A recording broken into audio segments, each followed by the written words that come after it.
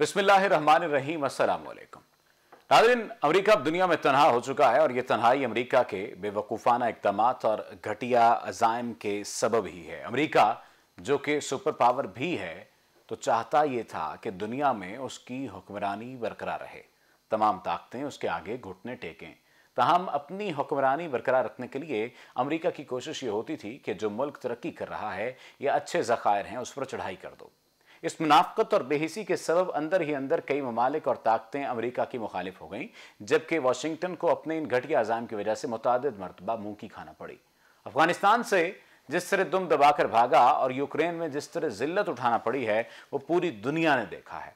ताहम अब जहां दुनिया में अमेरिका का मजाक बन रहा है, वहीं कुछ ममालिक इस मौके का फ़ायदा उठाकर अमेरिका को निशाना बनाने की तैयारियां कर रहे हैं। ये तैयारियां ऐसे मौके पर की जा रही हैं जब अमेरिका 400 परेशानी, जिल्लत और रुसवाई में मुब्तला है। व्हाइट हाउस में खतरे के बादल मंडला रहे हैं, अमेरिकी सदर के पसीने छूट रहे हैं और फ्रस्ट्रेशन इतनी है कि अपने सहाफ़ियों को ही गालियां निकाली जा रही हैं। अफगानिस्तान से भागना, यूक्रेन में जिल्लत, रूस, चाइना, ईरान की धमकियां अमेरिका को इस वक्त बहुत से चैलेंजेस दरपेश हैं और अब अमेरिका की परेशानियों में मजीद इजाफा करने के लिए शिमाली कोरिया भी मैदान में उतर आया है। शिमाली कोरिया पर अमेरिका ने कई इक्तसादी पाबंदियां लगाई हैं, जिसके बाद शिमाली कोरिया अमेरिका के खिलाफ किसी मुनासिब वक्त की तलाश में था और शायद अब वो मुनासिब वक्त आ चुका है। ये मुनासिब वक्त कौन सा है?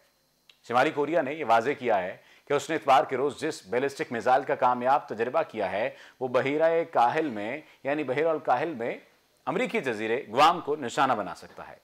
शिमाली कोरिया ने इंटरमीडिएट रेंज वाले इस बैलिस्टिक मिसाइल को अपने मुल्की असलहे के जखीरे में एक अहम हथियार करार देते हुए कहा है कि अब शिमाली कोरिया के पास ये सलाहियत आ गई है कि वो गुआम को निशाना बना सकता है।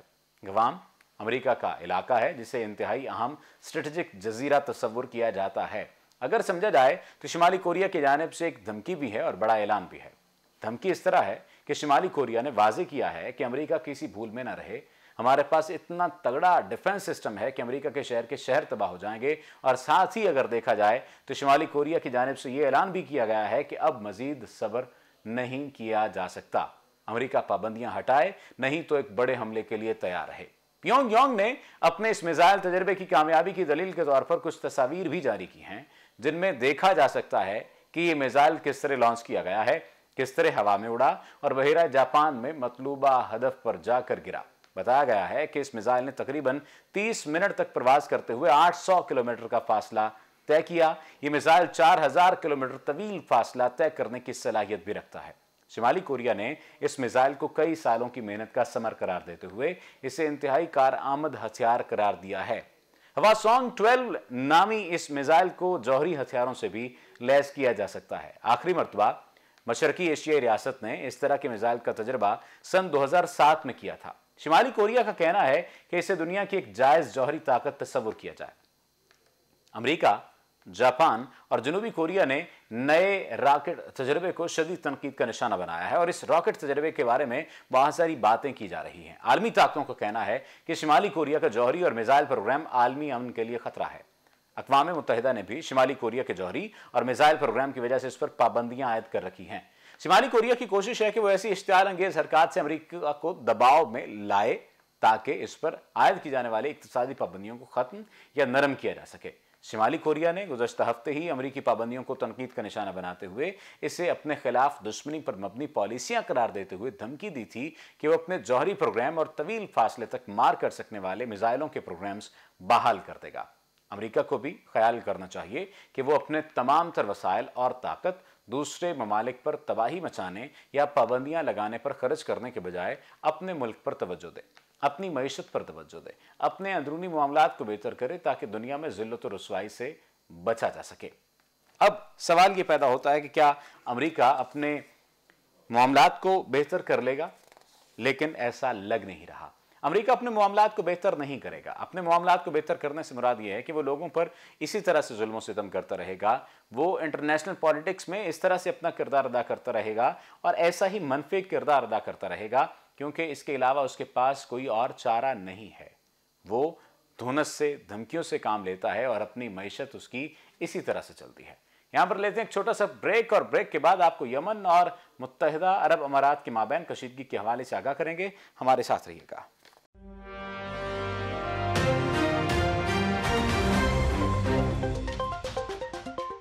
वेलकम बैक नाज़रीन। नाज़रीन, यमन की मुसल्लह अफवाज के तर्जुमान याहिया सरी ने सहाफ़ियों से बातचीत करते हुए ऐलान किया कि यमन आर्मी ने सऊदी अरब और मुत्तहिदा अरब अमारात की सरबराही में जारी अरब इत्तेहाद की यमनी अवान पर मुसलसल बमबारी का जवाब देते हुए मुत्तहिदा अरब अमारात को तीसरी बार ड्रोन तैयारों और बैलिस्टिक मिसाइलों से फ़ज़ाई हमलों का निशाना बनाया है।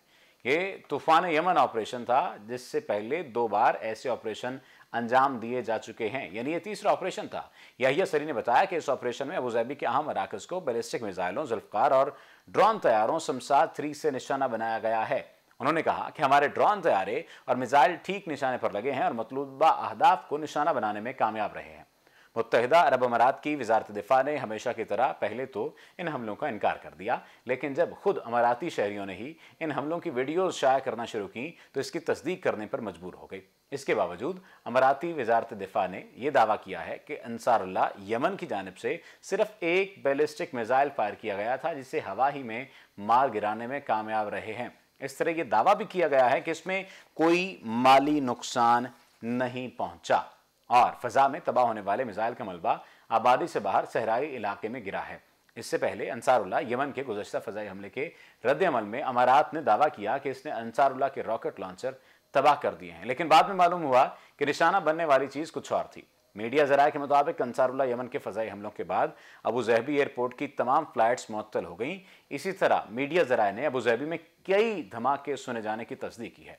अबूज़हबी पर अंसारुल्लाह यमन के हालिया फ़ज़ाई हमले की अहम बात यह है कि यह हमला ऐसे वक्त अंजाम पाया है जब इसराइल की गासिब सिहोनी रजीम का सदर इसहाक हर्तज़ोग मुत्तहिदा अरब अमारात के दौरे पर आया हुआ है।